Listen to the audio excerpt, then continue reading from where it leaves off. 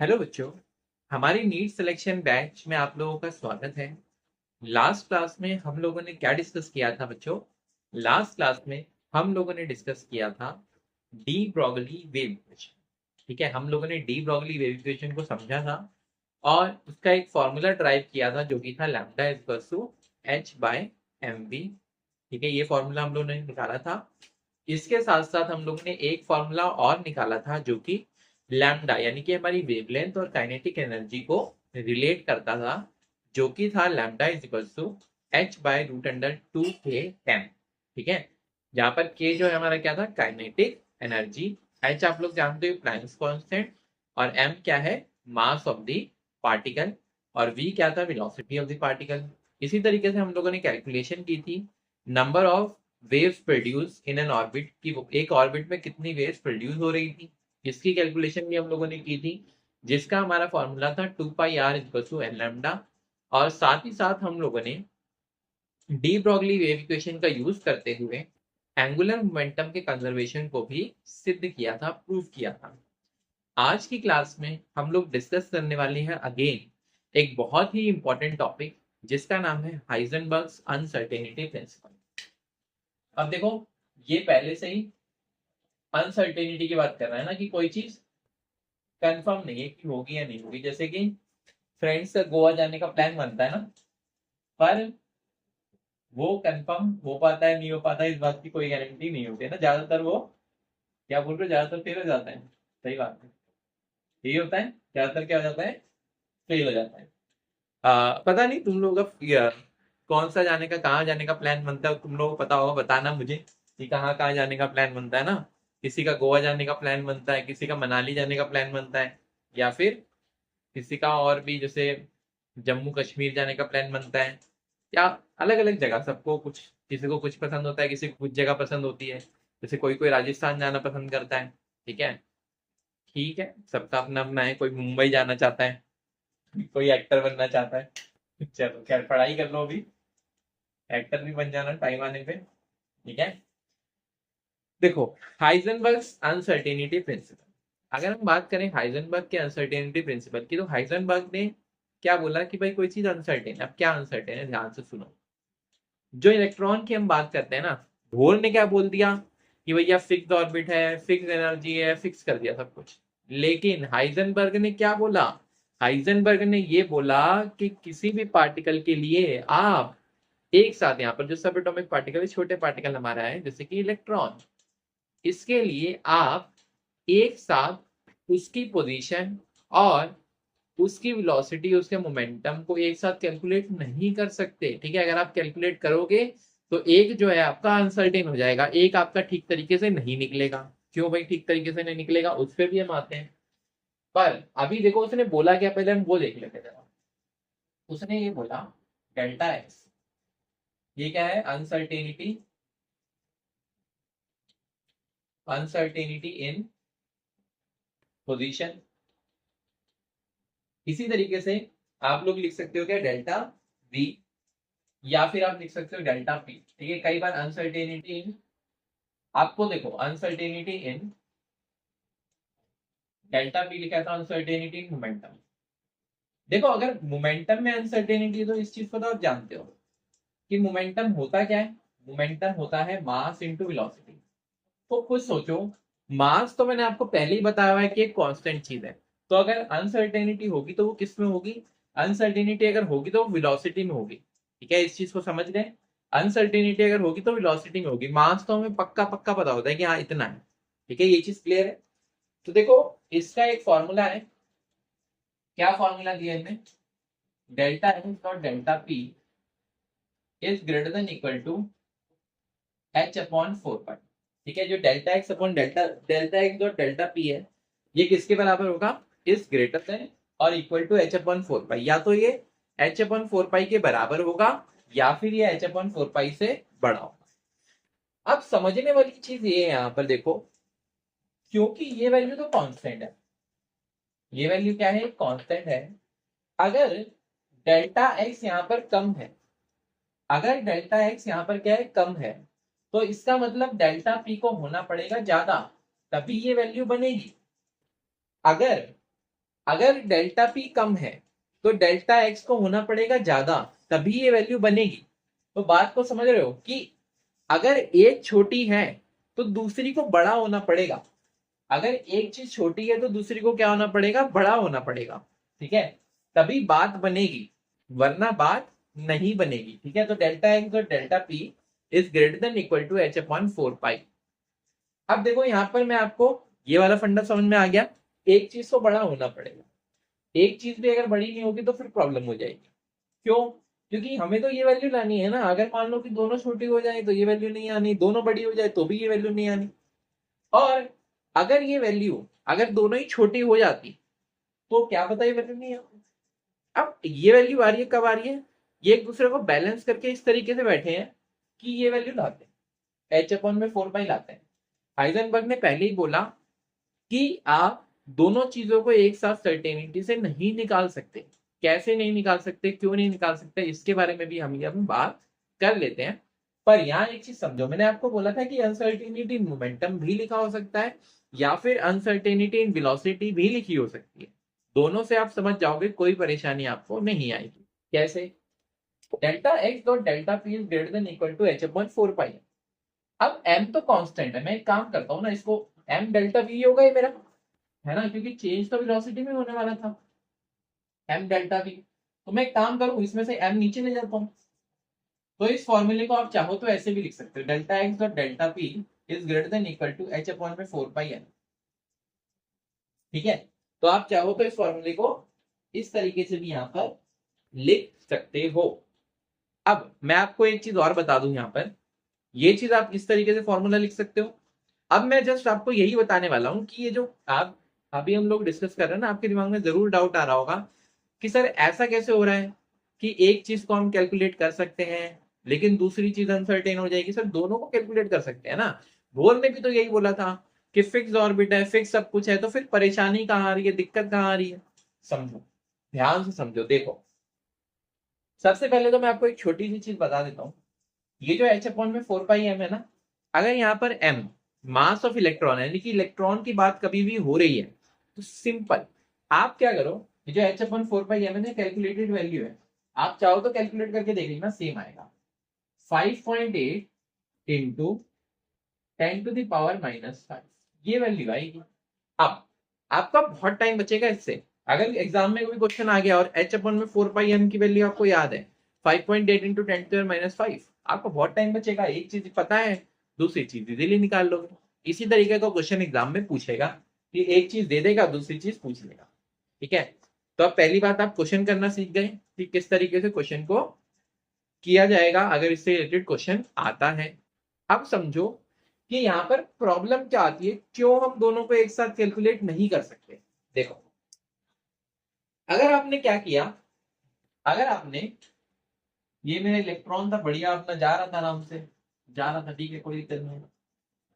अब प्रॉब्लम क्या है, इस इलेक्ट्रॉन की मोमेंटम और पोजीशन दोनों को अगर मुझे पता लगाना है तो मुझे यहाँ पर पता है क्या करना पड़ेगा, मुझे डालनी पड़ेगी यहाँ पर लाइट।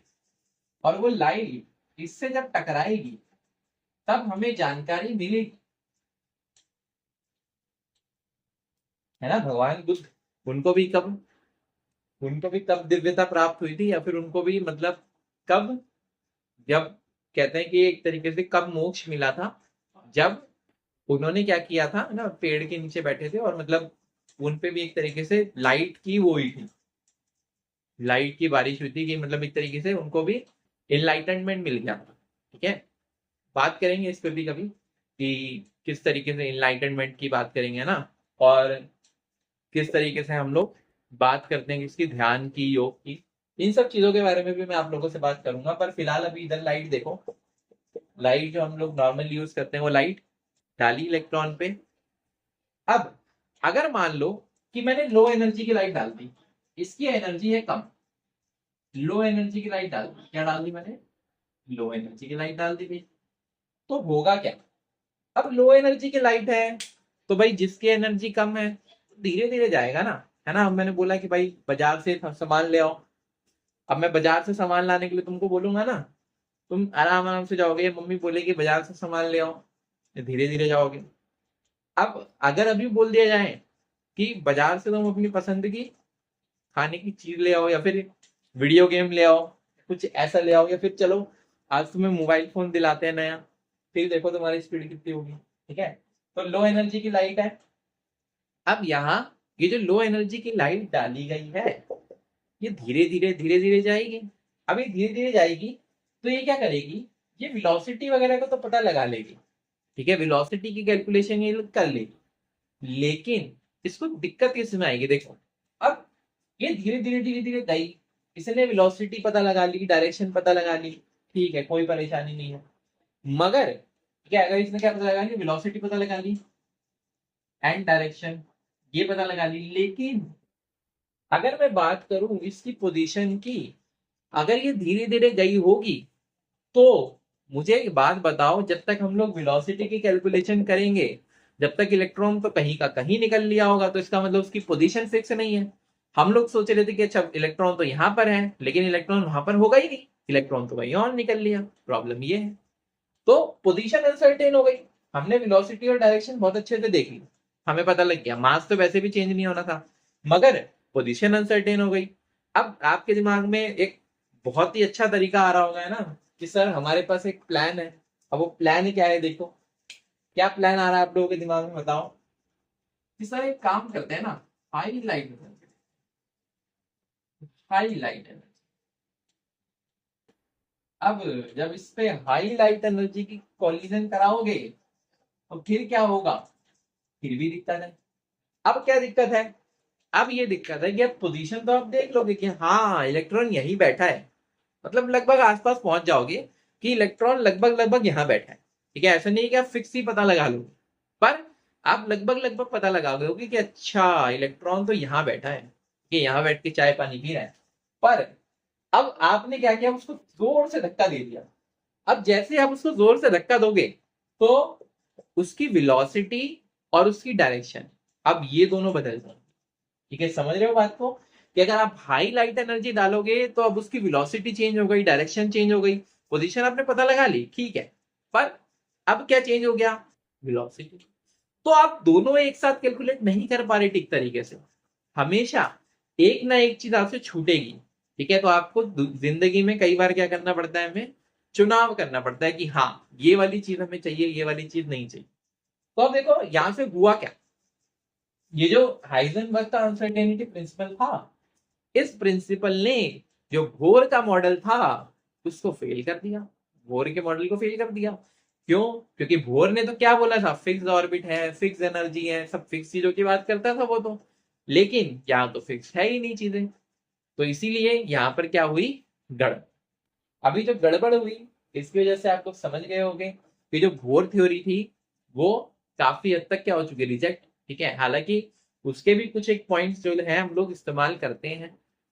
ठीक है, आज भी उसके कुछ पॉइंट्स का इस्तेमाल करते हैं। तो देखो इलेक्ट्रॉन्स, प्रोटॉन्स, न्यूट्रॉन्स, अगर इनको कायदे से देखा जाए तो किसी ने नहीं देखा। एटम्स को देखा जाए कायदे से किसी ने नहीं देखा।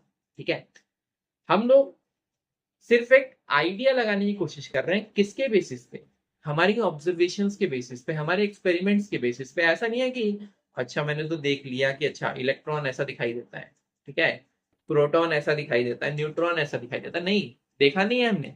हम लोग आइडिया लगा रहे हैं, कैसे आइडिया लगा रहे हैं, वेव्स की स्टडी करके। ठीक है, हम लोग पार्टिकल नेचर की भी स्टडी करते हैं, लाइट लाइट मार के स्टडी कर रहे हैं, अलग अलग तरीके से हम लोग स्टडी करने की कोशिश कर रहे हैं।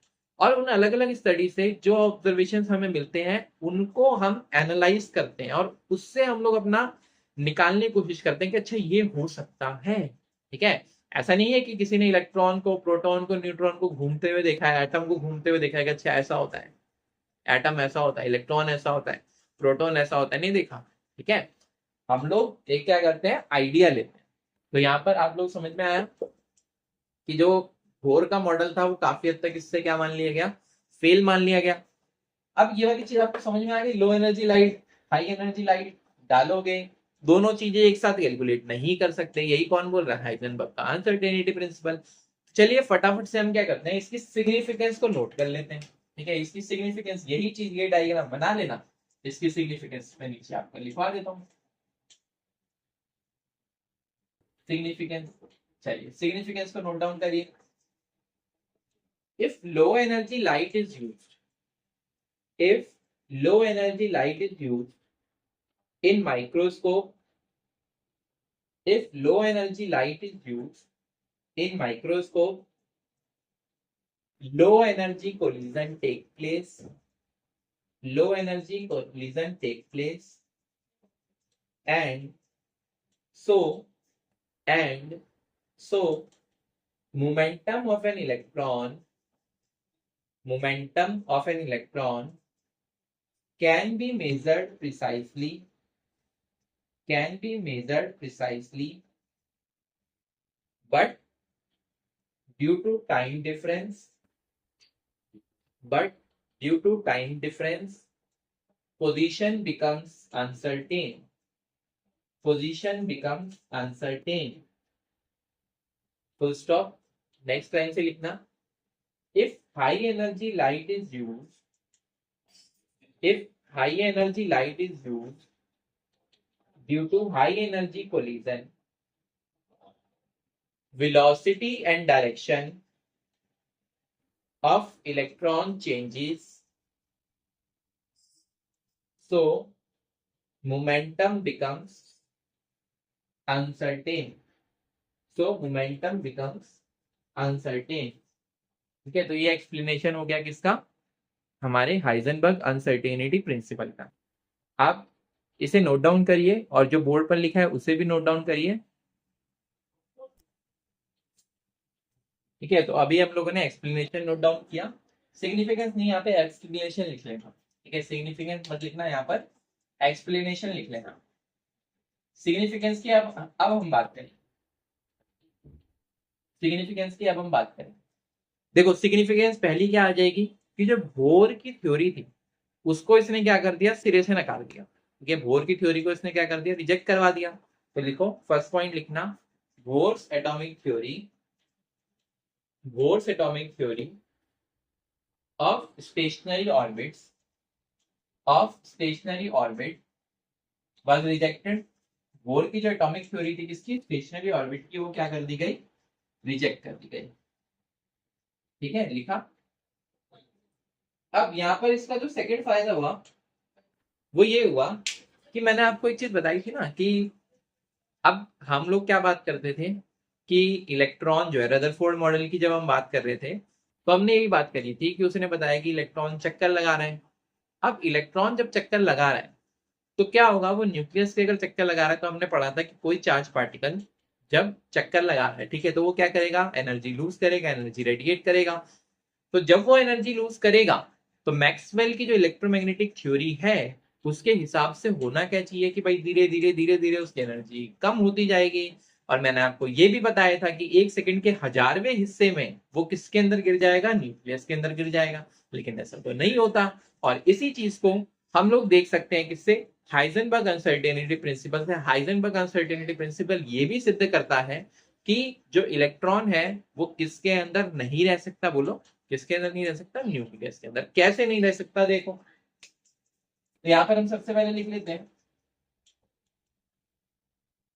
Electron can't exist inside nucleus, inside nucleus is also proved bye Heisenberg. Heisenberg से हम लोगों को पता लगा, इज आल्सो ऑब्जर्व इन या observe by Heisenberg formula. Heisenberg के फॉर्मूले से हमें पता लग जाएगा, बाय हाइजेनबर्ग फॉर्मूला। कैसे भाई, सिंपल, मैंने आपको इसकी वैल्यू तो बताई थी, क्या होती है 5.8 इंटू 10⁻⁻5। अब देखो ये ग्रेटर देन इक्वल टू है ना, अभी हम एक काम करते हैं, इक्वल टू कंसिडर कर लेते हैं। जब भी आपको क्वेश्चन आएगा तो आप हमेशा एग्जाम में इक्वल टू लेके ही कंसिडर करोगे, इक्वल टू लेके ही आप क्वेश्चन को सॉल्व कर लोगे। ठीक है, तो 5.8 इंटू 10⁻⁻5। अब अगर मैं बात करूं delta x dot delta P, यहां पर अगर मैं बात करता हूं न्यूक्लियस की, तो न्यूक्लियस के अंदर देखो, न्यूक्लियस आपको पता है कि उसका रेडियस कितना होता है, 10⁻⁻15 मीटर। तो यहाँ पर हम क्या करते हैं, पोजीशन वाले मामले को 10⁻⁻15 में रख लेते हैं, इसी में होगा। ठीक है, क्यों? क्योंकि न्यूक्लियस का साइज कितना होता है, 10⁻⁻15 मीटर। तो लिख दिया इसमें। अब डेल्टा पी अपने को निकालना है, डेल्टा पी भी नहीं, डेल्टा वी निकालना है। क्यों? क्योंकि हम लोगों ने फॉर्मूले में पहले एलिमिनेट कर दिया ना। अच्छा, यहाँ पर ही बहुत बड़ी गड़बड़ हो गई है ना। एम यहाँ पे भी ले लिया और हमने यहाँ पे डेल्टा पी है, डेल्टा वी नहीं किया उसको। अब ठीक है, ठीक है, यहाँ पे डेल्टा वी, डेल्टा पी नहीं डेल्टा वी आएगा। बोला सही था, लिखने में यहाँ पर मिस्टेक हो गई। ठीक है, 10⁻⁻15 into delta v is equals to 5.8 into 10⁻⁻5। अब ध्यान से देखो जरा, डेल्टा वी कितना निकल के आएगा, 5.8 इंटू 10⁻⁻5 अपॉन में 10⁻⁻15। इसको ऊपर ले जाओ, -15 है, ऊपर जाके प्लस का 15 होगा, यानी कि अब क्या बनेगा, ये 5.8 इंटू में 10⁻, प्लस का 15 -5 प्लस 15 यानी कि 10⁻10। तो आप समझ रहे हो वेलोसिटी कितनी आ रही है, 5.8 इंटू 10⁻10 मीटर पर सेकेंड। और ये तो अनसर्टेनिटी इन वेलोसिटी है, और ये अनसर्टेनिटी भी किससे ज्यादा है, वेलोसिटी ऑफ लाइट से ज्यादा है। तो आप समझो, हम लोग क्या मान के चलते हैं कि लाइट की जो स्पीड है उससे ज्यादा किसी भी चीज की स्पीड नहीं है। तो इसका मतलब स्पीड ऑफ लाइट से भी बहुत ज्यादा बड़ी स्पीड है। तो और ये भी केवल अनसर्टेनिटी है, इससे भी ज्यादा बड़ी हो सकती है ना। तो यहाँ पर जो लाइट की स्पीड है उससे भी ज्यादा स्पीड है। तो इसका मतलब यहाँ पर हमें ये तो कंफर्म हो गया कि और कहीं भी इलेक्ट्रॉन रहता हो दुनिया में, लेकिन वो न्यूक्लियस के अंदर तो नहीं हो सकता। ठीक है, तो हाइजेनबर्ग अनसर्टेनिटी प्रिंसिपल जो है वो क्या बताता है कि जो इलेक्ट्रॉन है वो न्यूक्लियस के अंदर नहीं रह सकता। एक चीज यहाँ पर हमें ये भी इससे पता चल जाती है। ठीक है, तो ये फंडा क्लियर है। तो क्या सिग्निफिकेंस है, एक तो बोर की जो थ्योरी थी वो रिजेक्ट हो गई, दूसरा क्या है कि जो इलेक्ट्रॉन है वो न्यूक्लियस के अंदर एग्जिस्ट नहीं करता। ये चीज भी हमें किससे पता लग गई, हाइजेनबर्ग के अनसर्टेनिटी प्रिंसिपल से पता चल गई। तो चलिए फटाफट से इसे नोट डाउन करिए, फिर हम लोग बढ़ते हैं अपने अगले टॉपिक के ऊपर जो कि है क्वांटम मैकेनिक्स।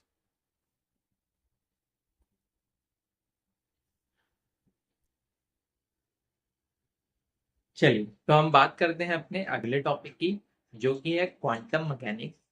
ठीक है, ये चैप्टर आप लोगों का लगभग खत्म होने की कगार पे है। ठीक है, कुछ एक कंसेप्ट हमें और पढ़ने हैं जिसमें लगभग 2 से 3 लेक्चर्स लगेंगे। इसके बाद हम लोग इस चैप्टर को खत्म करके अगला चैप्टर स्टार्ट करेंगे जो कि होने वाला है इनऑर्गेनिक केमिस्ट्री का चैप्टर मॉडर्न पीरियोडिक टेबल। अब देखिए, उस चैप्टर को स्टार्ट करने से पहले हम लोग यहाँ पर ये बात करें क्वांटम मैकेनिक्स की। तो क्वांटम मैकेनिक्स को ध्यान से समझिए। क्वांटम मैकेनिक्स, देखिए ये जो क्वांटम मैकेनिक्स है ये किस चीज की बात करती है, ये बात करती है वेव नेचर की। अभी तक हम लोगों ने पार्टिकल पार्टिकल वेव वेव बहुत खेला है ना। हम लोगों ने पार्टिकल नेचर भी देखा, हम लोगों ने वेव नेचर भी देखा। भले ही हम लोगों ने वेव नेचर के जो एक्सपेरिमेंट्स थे वो नहीं किए, क्योंकि वो एक्सपेरिमेंट्स हम लोगों के रिलीवेंट नहीं है किसमें, केमिस्ट्री एग्जाम पर्सपेक्टिव से। वो जो रिलीवेंट है किस पर्सपेक्टिव से रिलीवेंट है, ज्यादा फिजिक्स के एग्जाम के पर्सपेक्टिव से, क्योंकि वो फिजिक्स के अंदर आप लोगों के पूछे जाते हैं।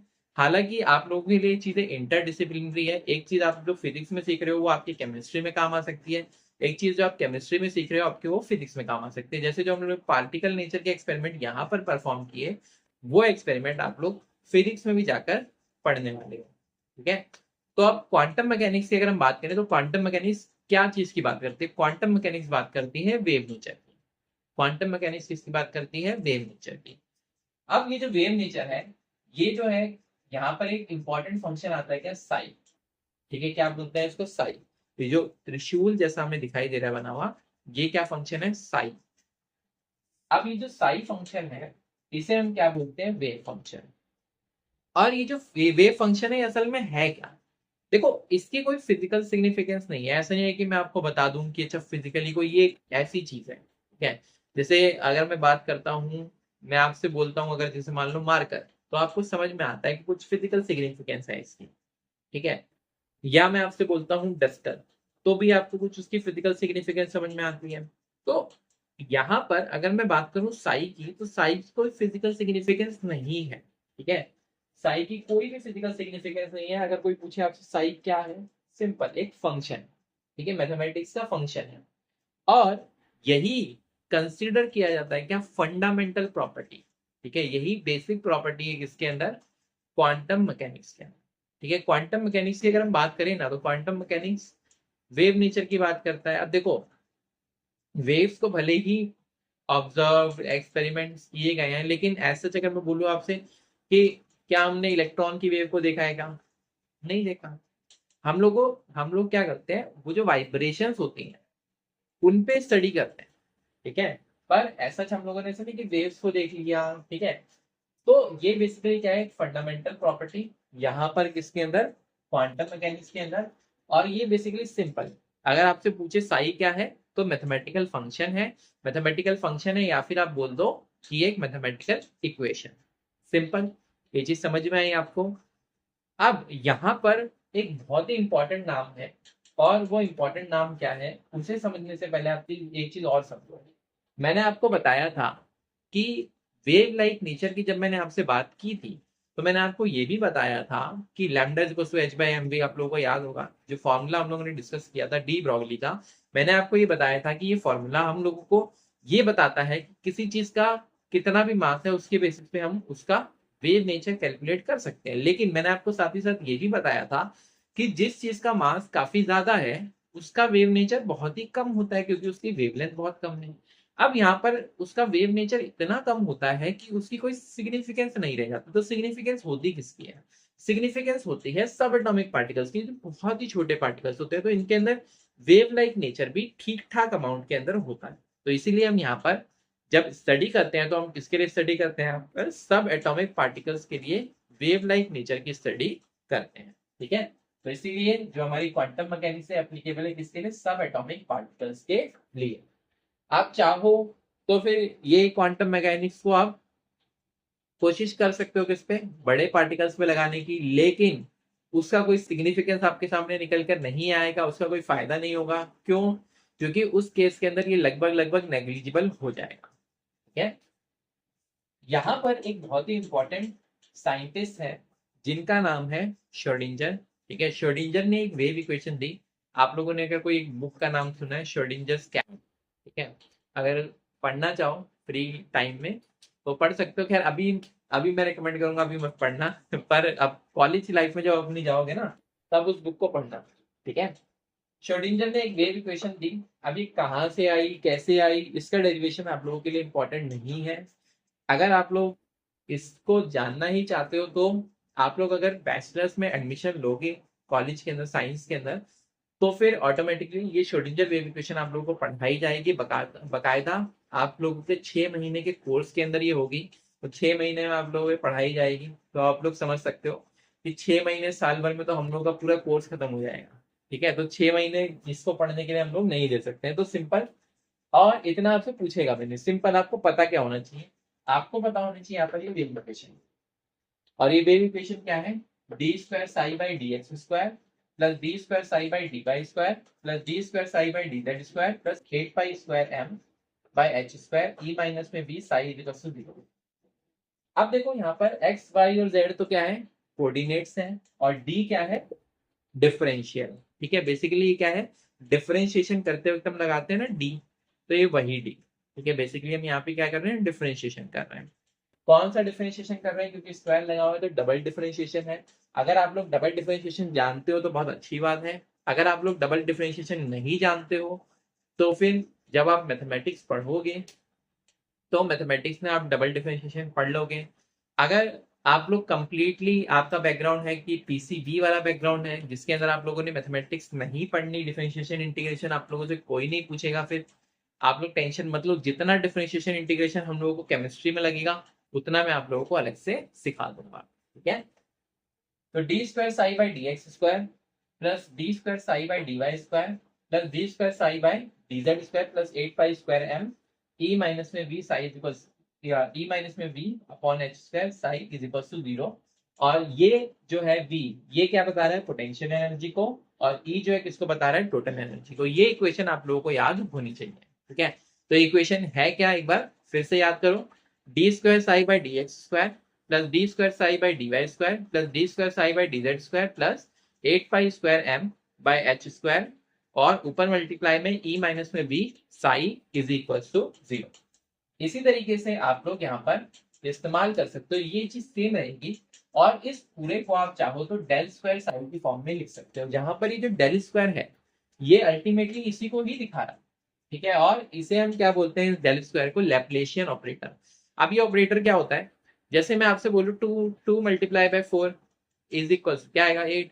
तो यहाँ पर ऑपरेटर क्या है, जो आप लोगों ने साइन लगाया किसका, मल्टीप्लाई का, ठीक है। तो बेसिकली ऑपरेटर क्या है, जो किसी चीज को ऑपरेट करने का काम करता है, जो किसी चीज को परफॉर्म करने का काम करता है, ठीक है। इसी तरीके से यहाँ पर आप इसी इक्वेशन को इस फॉर्म में भी लिख सकते हो, that is H cap psi is equal to T Sai.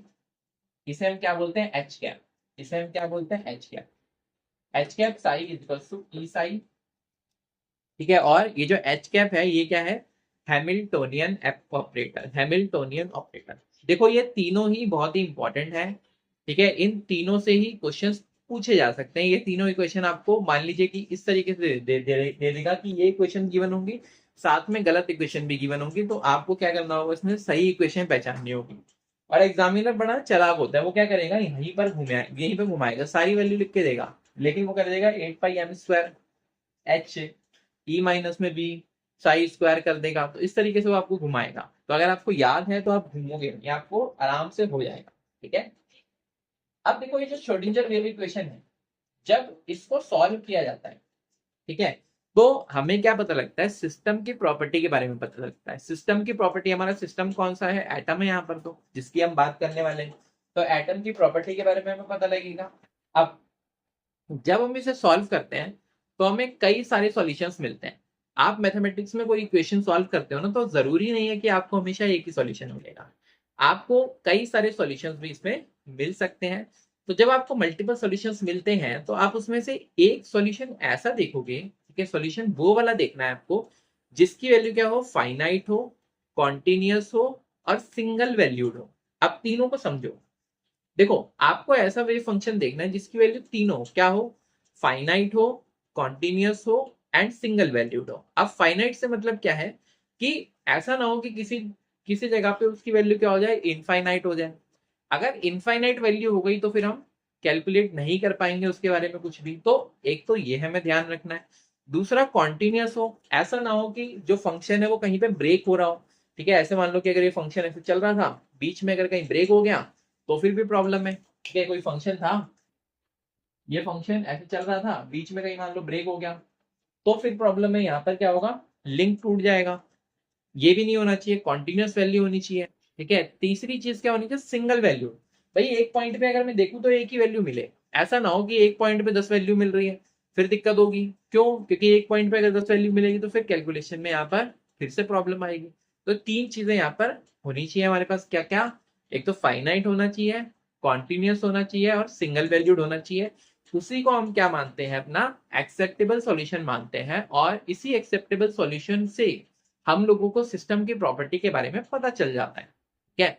अब श्रोडिंगर वेव इक्वेशन को कैसे सॉल्व करना है ये आप लोगों के सिलेबस में बिल्कुल भी नहीं है, और वैसे भी ये आप लोग कुछ महीने लगाकर सीखोगे, ये ऐसी चीज है, ठीक है। तो आराम से अपना बिल्कुल भी टेंशन इस चीज की मत लेना, सिर्फ और सिर्फ जो इक्वेशंस बताइए उन्हें ध्यान रखो।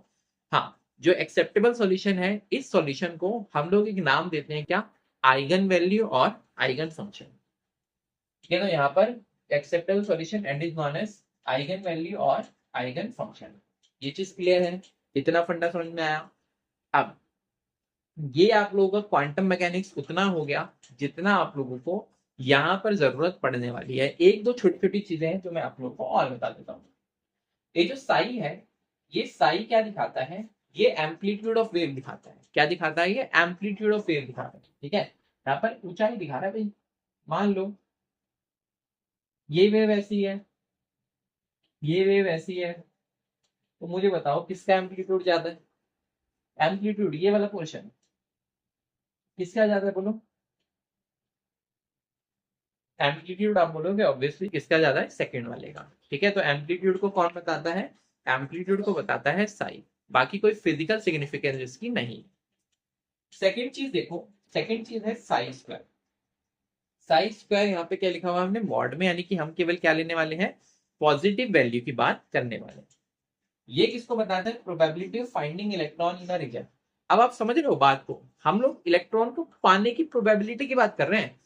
बोर किसकी बात करता था, बोर बोलता था कि जो हमारा इलेक्ट्रॉन है वो फिक्स ऑर्बिट में घूम रहा है, जबकि ये क्या बात कर रहा है, एक रीजन की बात कर रहा है।